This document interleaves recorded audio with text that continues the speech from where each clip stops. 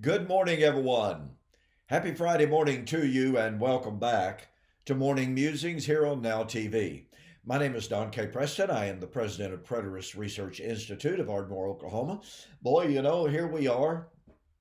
This year is almost over. This is November the 22nd. Is that right? Yeah, I think that's correct. I never look at a calendar. I have really a hard time keeping up with time. Pardon me, no pun intended. But I would like to say this, in the briefest of comments. As you do your financial planning for next year, would you please consider including Preterist Research Institute? Uh, we have lost a tremendous amount of finances this year of monthly support due to job loss, the economy, even deaths in families and what have you, all of which is unavoidable. We understand that. But it certainly is putting a strain on our ministry. So anything that you could do to help us out, one-time contribution, um, certainly monthly support in any amount would be greatly appreciated. Now I don't appeal for support very often, but I'm simply doing this right now out of necessity. All right, just want to let you know. So moving on. All right, listen, I want to thank you so very very much for the wonderful comments in regard to what I've been sharing with you over the last several weeks about this concept, this what I call this theme of seeing this and knowing that. And for those of you who may not have been tuning in on a regular basis, here's what I mean by this. In oops, in the Tanakh, that is the Old Testament, in the Tanakh, in the prophetic books, God, through his prophets, made a prediction of the impending fall of a given nation or kingdom at the hands of this nation or kingdom over here. That time of judgment of this given nation, it doesn't matter if it was Egypt or the city of Tyre or Sidon or Babylon or the 10 northern tribes of Israel, doesn't matter, okay? But Yahweh, through his prophets, announced that coming judgment at the hands of this other kingdom. And he said that that event would be the day of the Lord. It would be the day of the Lord's wrath. It would be the time of, and the language that is used is descriptive of, God coming out of heaven on the clouds with flaming fire, sometimes in a hailstorm, but with a voice, with the angels.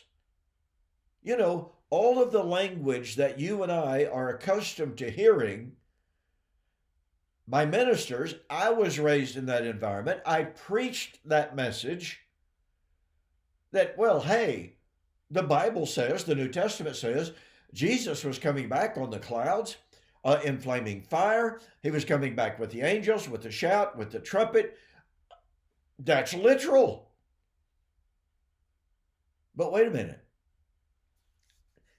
Here are New Testament writers using language that was demonstrably, irrefutably, undeniably metaphoric. This is even illustrated in my recent debate with Dr. Richard Carrier. He says that this language found in Isaiah chapter 13, Isaiah 24 through 27, Isaiah 34, in predictions of the destruction of Babylon, of destruction of Jerusalem, of destruction of Edom, etc., that was, quote, poetic language, unquote. That was expressing a desire for the destruction of these given nations. And yet Dr. Carrier, when that identical language is used in the New Testament, he says and said in our debate, oh, well, that language has got to be taken literally in the New Testament. Upon what hermeneutical principle can one argue such a thing. I mean, after all, if someone is quoting from language that is demonstrably, undeniably metaphoric, where's the hermeneutic for saying, oh, well, he's using the language literally, even though he's quoting metaphoric language? What hermeneutic is this? And yet that's precisely what Dr. Carrier was doing. Okay, so when the Lord, through his prophet, predicted the coming judgment of any given nation at the hands of another nation, and he described it in highly metaphoric language. And look, you can get a copy of my book, The Elements Shall Melt with Fervent Heat, or Like Father, Like Son on Clouds of Glory.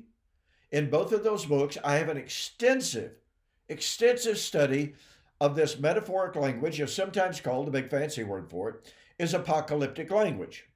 All right? Just go to my website, donkpreston.com, BibleProphecy.com. Now, if you order The Elements Shall Melt with Fervent Heat, or Like Father, Like Son, when you order it, you send me a note that says, I saw your offer on Now TV, and I'll refund your shipping. That's going to save you $7.95. So in those books, I document over and over and over again the metaphoric nature of this language. But again, to reiterate, when Yahweh predicted the destruction of this nation at the hands of this nation, he used what is known as decreation language. The sun would be darkened, the moon would not give its light, stars of heaven would fall from the sky, etc., etc. And he called that event, he called that destruction of the target nation the day of the Lord, the day of the Lord's wrath. And here's what he said. He said, when the destruction of that nation, the target nation, came about, then shall they know that I am the Lord. As I've shared with you 83 times in the New Testament, the Old Testament, Yahweh made a prediction of what he was going to do. He made that prediction through his prophets.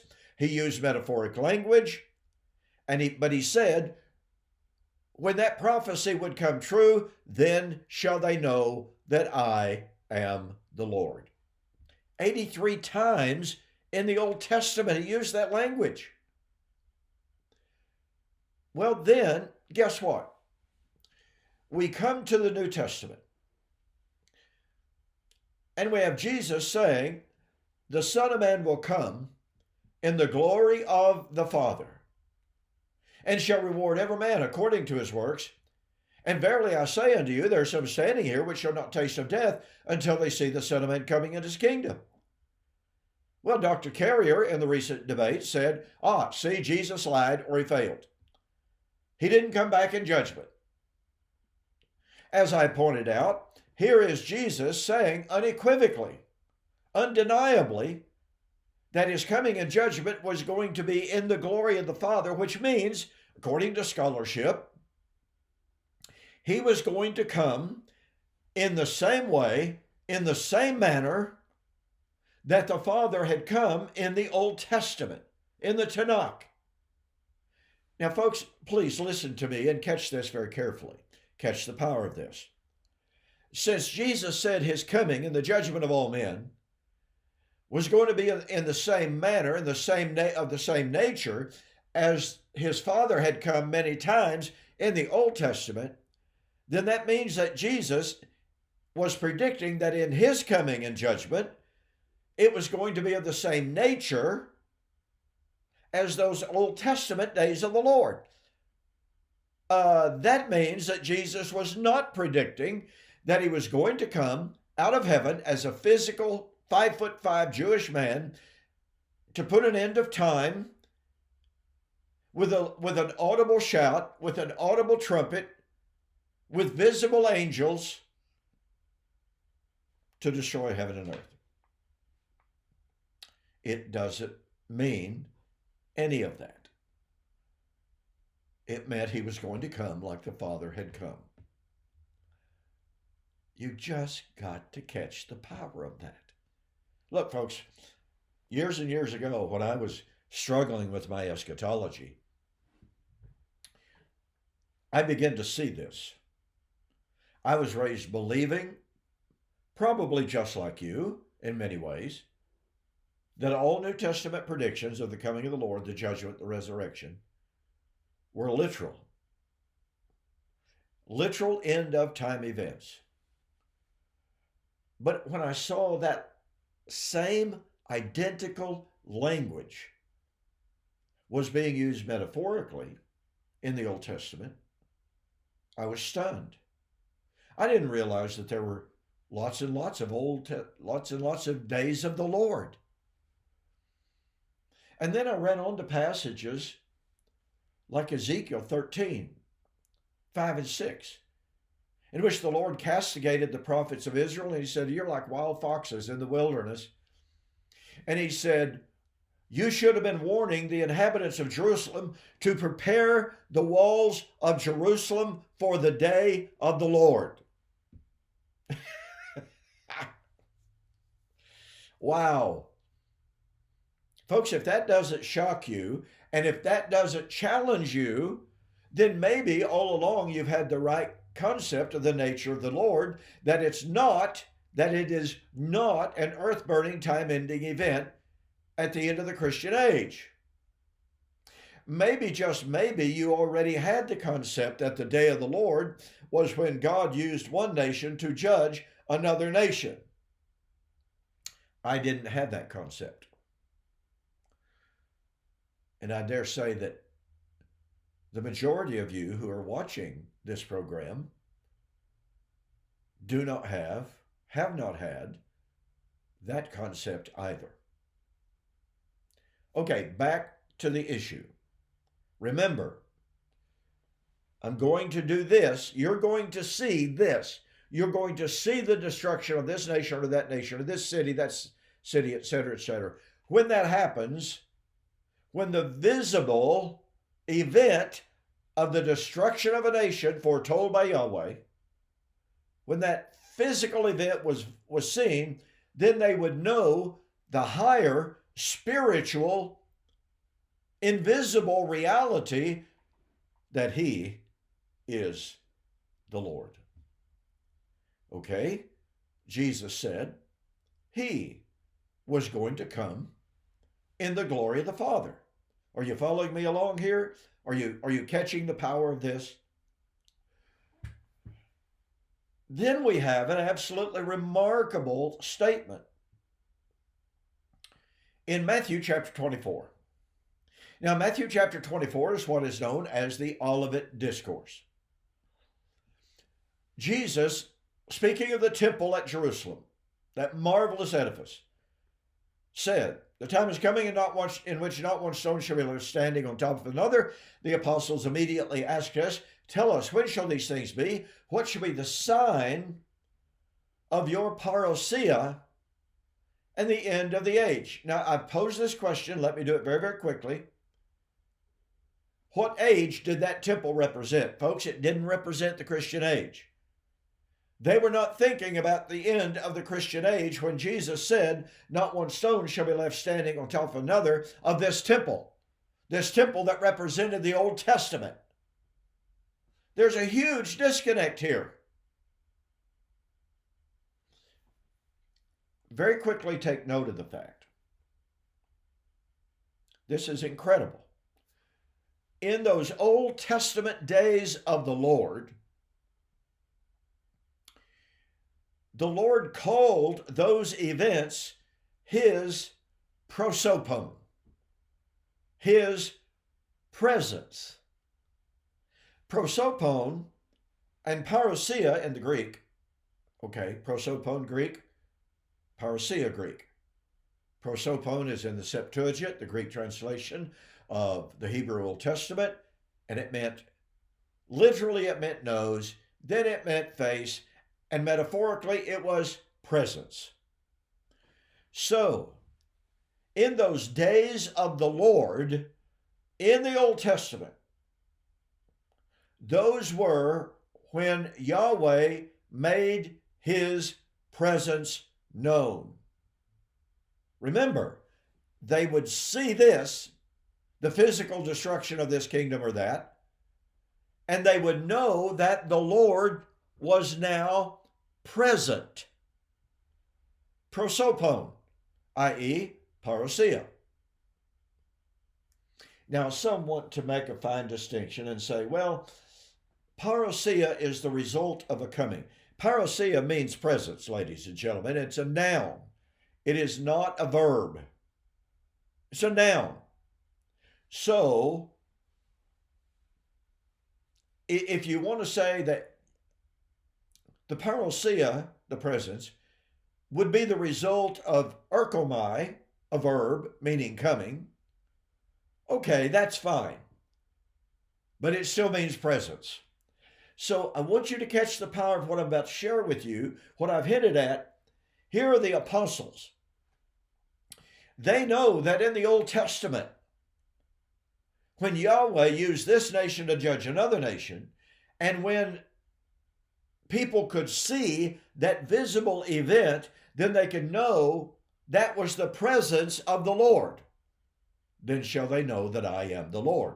They would realize this physical event is proof that the Lord is prosopon, present. Now watch. Here is Jesus, who's just predicted the destruction of the temple at Jerusalem, which means, by implication, he's predicting the destruction of the city of Jerusalem. You know, you can't hardly have the destruction of the temple of Jerusalem without the destruction of the city. Just doesn't make any sense at all. So, here is Jesus predicting the visible, physical, external destruction of the city and the temple in Jerusalem. And the disciples, the apostles, immediately ask, what shall be the sign of your parousia? How will we know you are present? They would know that he was present in that physical destruction. Jesus began to answer their questions and to say, well, there are going to be wars, rumors of wars, famine, pestilence, earthquake. Let no man deceive you. These are the beginning of the birth pangs. But the end is not yet. The end is not immediately. Okay? Listen, I've got to digress here for just a moment. I'm running out of time already. There are some who are saying that when Jesus predicted the wars, rumors of wars, that was his statement concerning the fall of Jerusalem. And then they go from there and they say, well, Jesus said, but the end is not yet. And they have Jesus saying, well, when you see the destruction of Jerusalem and the temple, the end is not yet. That's not the end. But here's what you've got to understand what they're doing, ladies and gentlemen. They are engaging in the worst sort of eisegesis. Eisegesis is reading something into the text which is not in the text. Now, what do I mean by that? Those who are making this argument, some former preterists, by the way, are assuming without a scintilla of evidence, without one iota of textual support, they are assuming that the apostles were asking about the end of time. They're asking about the end of the Christian age. And they're ignorant. Or they're confused because they're conflating the destruction of Jerusalem with the end of time. And so Jesus is saying, hey, you big bunch of dummies. Yeah, Jerusalem's going to be destroyed because there's going to be wars and rumors of wars, but the end of time is not yet. Folks, that is one of the worst examples of eisegesis that you're ever going to find. It is absolutely ridiculous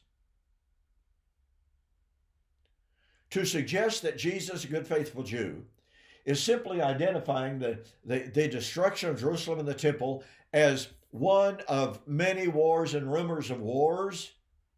You know, it's just one of a bunch. no big deal. Nothing to see here. It's literally ridiculous. I mean, it's difficult to imagine how ridiculous that is. But I must move on. So Jesus then tells them, he says the wars, the rumors of wars, etc., are not signs that the end is coming soon. But he says, this gospel of the kingdom will be preached in all the world as a witness to the nations. Then comes the end. What end? The end of the age that they've just asked about. So what shall be the sign of the end of the age? Well, Jesus says the gospel is going to be preached into all the world as a witness. By the way, it is this gospel. The Greek there is very pointed. This good news of the fall of Jerusalem, this good news of the kingdom, is going to be preached in all the world as a witness to the nations. Folks, I wrote a book entitled The Gospel of Destruction. And I posed the question, how could Jesus call the destruction of Jerusalem good news, gospel? Well, because it would bring an end to the organized, systematic persecution of the church by the leaders in Jerusalem, the Jewish leaders in Jerusalem. It would mean that their salvation was now consummated. It would mean that their suffering at the hands of the Jews was now being vindicated.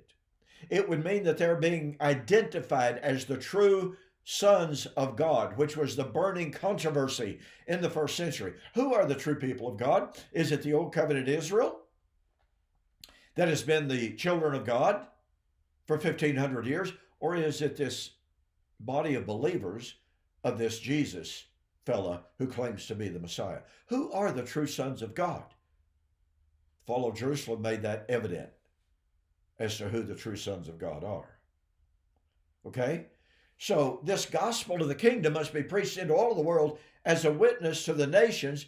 Then, it doesn't say immediately, but it says, then comes the end. The end is what they're asking about. The end that would come at Christ's parousia.